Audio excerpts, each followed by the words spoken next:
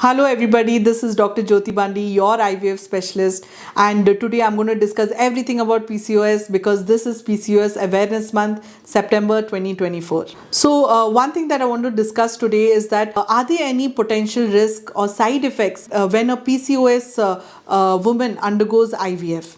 While IVF is a very safe procedure, but sometimes PCOS patients can face some potential risk. So the first one is multiple births. So as you all know that in IVF we give some injections, medications so that we get multiple eggs, and that can in turn lead to multiple pregnancies. So second one is ovarian hyperstimulation syndrome, that we say OHSS. So as you all again know that in IVF we need many eggs as compared to 1 or 2 eggs in a natural cycle or in IUI cycle. So when we are obtaining to get many eggs, in that process we can get more than expected, and that can eventually cause some kind of serious complications and discomfort to the patient.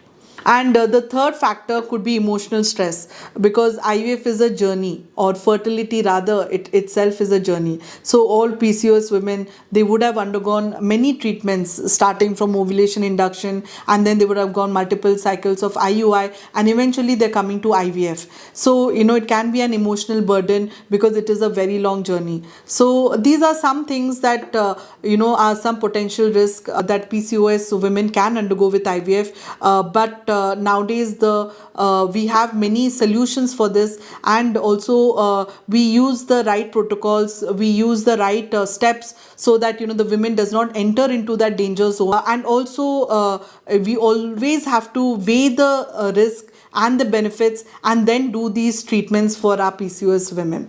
So if you need any help, or if you have undergone any kind of struggles, or have you faced any side effects or potential risks like this, you can share it with me, or you can inbox me and tell me about your experience. Or if you have anything related questions, you can always inbox it, and I'm free to explain it to you, or give you a good suggestion. Thank you.